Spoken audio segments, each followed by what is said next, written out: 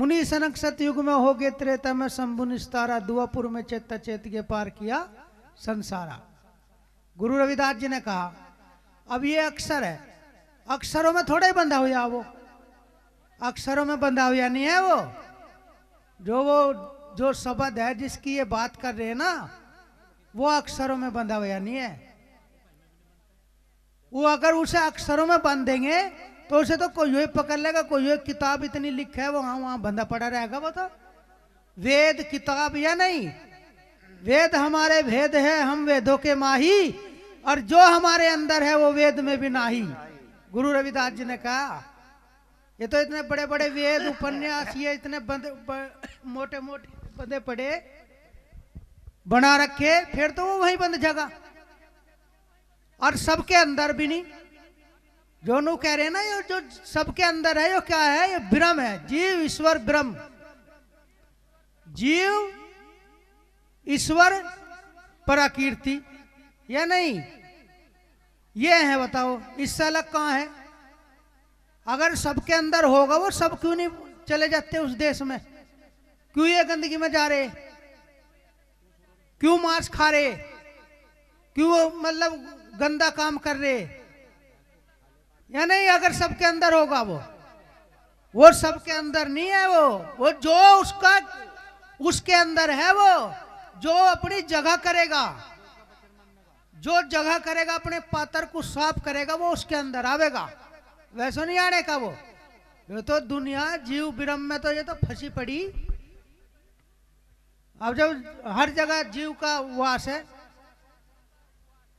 जीव किसे कहें? अज्ञानता को कहते हैं जीव। अज्ञानता में तो फंस रहा है जीव। और जब संत की शरण मिल जा, यो चेतन हो जाता है। यो चेतन हो जा, हंस से हंस बन जा, परमहंस बन जा, आदि अखंड, यो सब बन जाता है। लेकिन जब ही तो बनेगा यो जब जो है त्याग करेगा। अभी नु कह रहे नु को रविदास जी का घरवाली थी। कौन सी किन्ने देखी रविदास जी का घरवाली थी?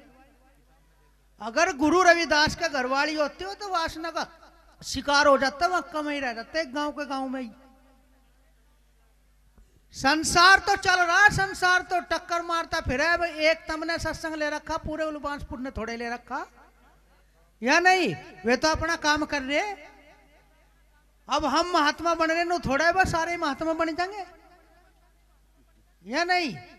ये तो जो है अपना जो है संसार प्रकृति अपने आप उपजावे। बीज भी ना गिरे वो तो अपना आप फल फोद दे। वो जो है ना तुम बो खेती, वो जब वो देगी। बनों में जाके देखो कितने बढ़िया बढ़िया फड़े के पेड़े खड़े, वहां के तुमने बो दिए जाके। ये तो अपना आप बोरा प्रकृति है, जो अपना संतुलन अपना आप बना के रखती है। गुरु रविदास जी को कहने को, गुरु रविदास जी के जो है घरवाली होगी। अगर वो घरवाली है तो उसमें ही अवगुण में ही रहेंगे। वे अपने बीज गुण, उनका अवगमन ही नहीं खत्म होने की। कहा ये दो बच्चे किसके हैं? देखो संदूक में बहे जा रहे दरिया में। गुरु रविदास जी ने कहा भाई काल लेना उनको, महाराज निकाल लूंगा उनको। ठीक है लिखाड़े। तो कबीर साहब ने कहा कि जी इन पे दया करो। उनको भाई दया तो हो जाएगी, जीत हो जाएंगे ये, पर पालन पोषण वो करेगा। जो इन्हें जीवावेगा वो तो इनका गुरु होगा, और जिस पर नहीं जिए जाएंगे वो इनका पालन पोषण करेगा। नुको ठीक है जी, नुको जी आप ही कर सको। तो कबीर साहब ने कहा, जब उन्होंने जो है वहां से उन्हें जो है छिंटा मार के जिवाए थे। जब नु कहता कमाल हो गया, कमाल। लोगों ने, कबीर ने कहा था कमाल हो गया। जब कमाल नाम धरा था, कमाल और कमाली, जब उन्होंने कबीर साहब ने उसका पालन पोषण करा था आश्रम में अपने घर में रख के। ये कबीर को भी वो उनको यो भी गृहस्थी, रविदास जी भी गृहस्थी। अभी देख लो गुरु समनदास नु कहते, अगर गुरु रविदास गृहस्थी होता, उसके जो बाल बच्चे तो हम क्यों ना रखते? उनके भी तो रहती भाई। परंपरा तो वो कायम रखनी पड़े। वो गुरु समनदास जी की 100 साल की उम्र बीत गई, उन्होंने नहीं बाल ब्रह्मचारी रहे क्या या नहीं? या हम उनके चेले बाल ब्रह्मचारी नहीं जाने कितने बाल ब्रह्मचारी पैदा कर रखे उन्होंने। अगर गुरु रविदास जो है गृहस्थी रहते तो हम भी कहते जब हमारे गुरु ने जो आदि से चले आ रहे तो हम क्यों ना उसी काम को करेंगे।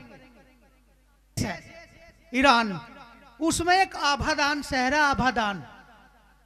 आभादान सदा मशहूर, गुरु रविदास जी ने अपनी वाणी में उसका वर्णन किया।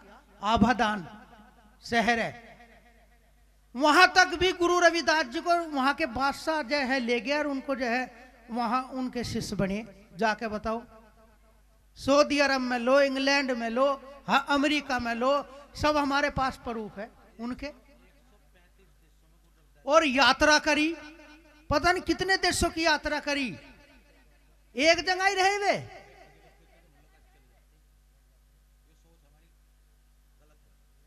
तो इसीलिए जो है हम उनकी जो कीर्ति को जो है, उनके प्रकाश को सीमित करना चाहते हैं।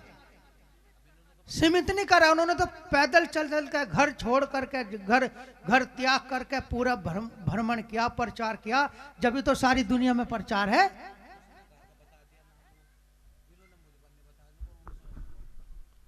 नहीं, ओहंग सोहंग भी नू नहीं मिलता यो। ओहंग सोहंग इसे क्या, सांस को आना और जाना। ओहंग वो सोहंग जाने को कहे और ओहंग आने को कहे। ये सांस सबका चल रहा है, कुत्ता बिल्ली डंगा ढोर में भी चल रहा है, सबके अंदर चल रहा है। कीड़ा मकोड़ा सबके अंदर चल रहा है, लेकिन इसे पवित्र, इसे शुद्ध कौन करेगा? इसे करेगा गुरु का शब्द। गुरु का शब्द इसे शुद्ध करेगा। नहीं हो पहले शुद्ध क्यों नहीं हो गया? यो खा रहा, दारू यो पी रहा, इसे क्यों नहीं रोक रहा? यो होंग सोंग क्यों नहीं रोक रहा इसे? बताओ क्यों नहीं रोक रहा? इसके भीतर तो पैदा होते ही बढ़ जाए। लेकिन इसे गुरु शुद्ध करता है। जो गुरु मंत्र होता है, जो गुरु शब्द होता है, वो इसे जो है तो पारस है। पारस जो होता है वो गुरु मंत्र होता है। जो लोहा होता है, जब इसे इसके लगाता है तो उसे भी पारस कंचन बना देता है। लोहा भी कंचन हो जाता पारस संग लगा के। कही रविदास सुनो रे संतो, गुरु शरण में आके, सत्संग में आके पापी भी पार हो जाते। जो सत्संग है वो अन्य ओहंग सोहंग सबके भीतर बढ़ रहा। बताओ उसने क्यों नहीं रोका? वो क्यों ऐब करता फिर है? तो इसीलिए गुरु का शब्द है। गुरु की इसमें अगर टनकोर नहीं लगेगी, गुरु की इस पर जो है मोहर नहीं लगेगी, जब तक इसे ज्ञान नहीं होता। और कह रहे नुको भाई, हम तो उसमें कहा 8 पैर 64 घड़ी है, 8 पैर 64 घड़ी करता रहो सत्संग। 8 पैर कौन कर लेगा भजन? 8 पैर 24 घंटे के 8 पैर हो, 24 घंटे में 8 पैर हो, 8 पैर के 24 घंटे बैठे। 1 घंटा भजन कर लो, 3 घंटे एक पैर ही दे दो। 1 पैर गुरु के नाम का, 1 पैर भी नहीं, 1 घंटा दे दो, आध घंटा दे दो, कौन दे देगा? अब ये कह रहे तड़के बालकों में जाकर वहां जाएंगे। नुको आज मेरे पुत्र मंडी से बोला मुआर फलाना ढिकडार मेरे यो और वो है, जालिए वैसी उसमें होंग सोंग में। होंग सोंग तो बीज बनाता फिर है,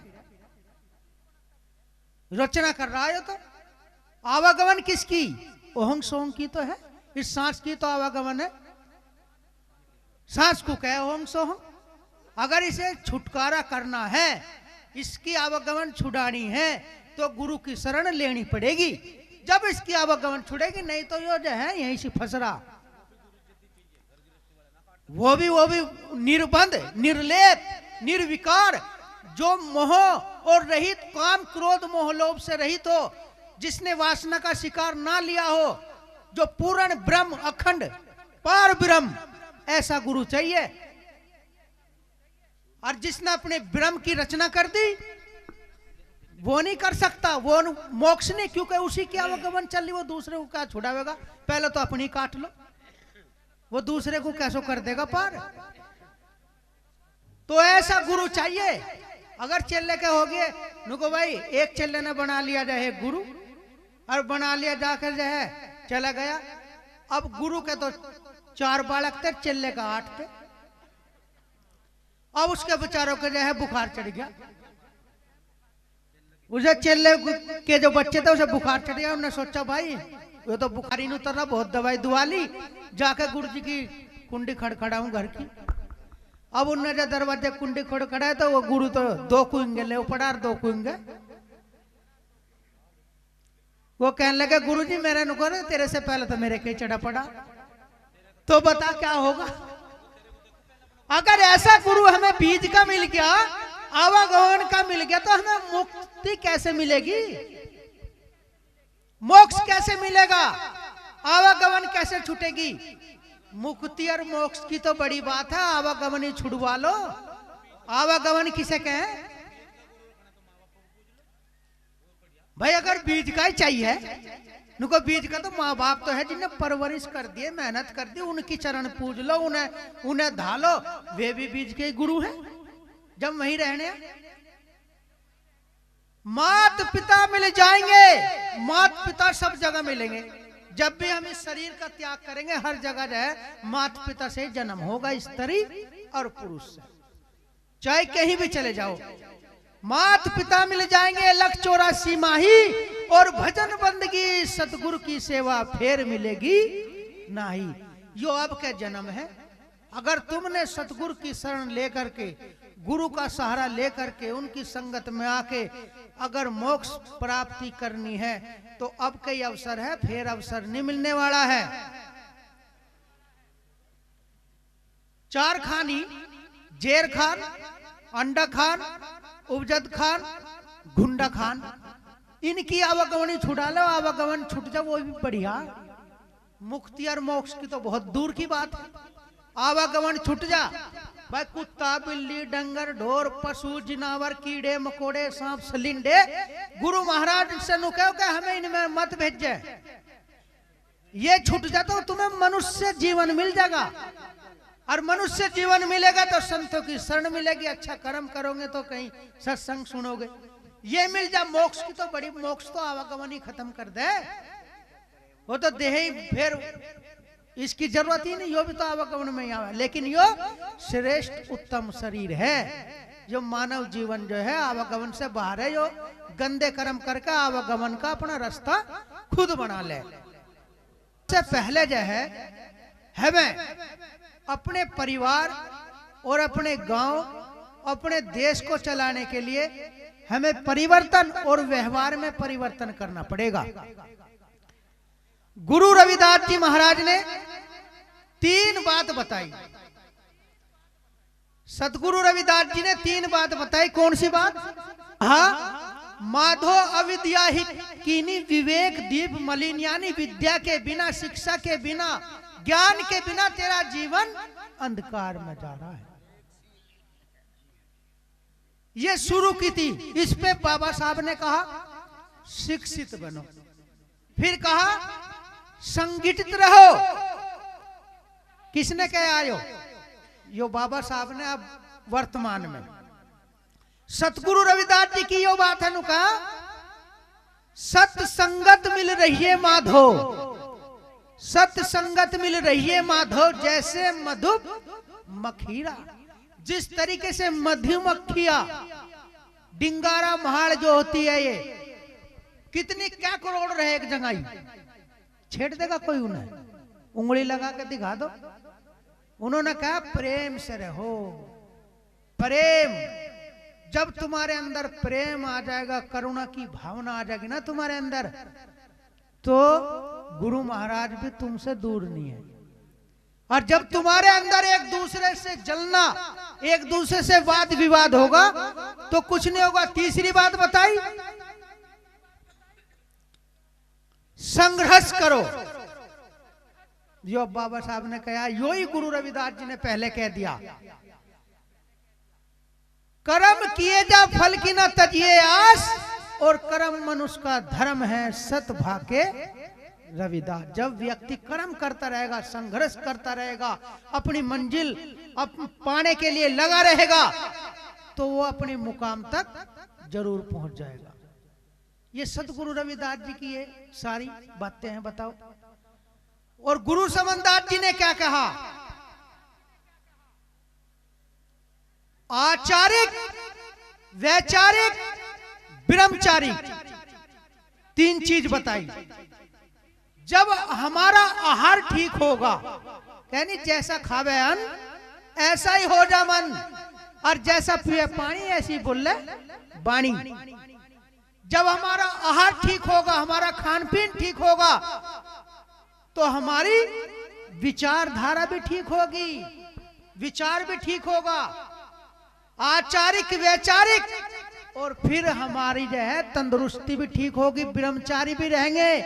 जब हम गंदा खान पीन में ही लगे रहेंगे तो हमारा शरीर भी नष्ट हो जाएगा, बेकार हो जाएगा, कुछ नहीं मिलने वाला है, नहीं चला जाएगा बेकार। तो अनमोल जीवन है, इसे वैसे मत गवाओ, विषयों में मत खो। अगर पाना सतगुरु की शरण में, पूर्ण सतगुरु रविदास है, सतगुरु समनदास जी महाराज से आस्था जोड़ते हुए अपने सांस को लगा दो गुरु की शरण में, तो ये पावन हो जाएगा और गुरु के दरबार में चला जाएगा, कल्याण हो जाएगा। बोलो साधो सत साहिब।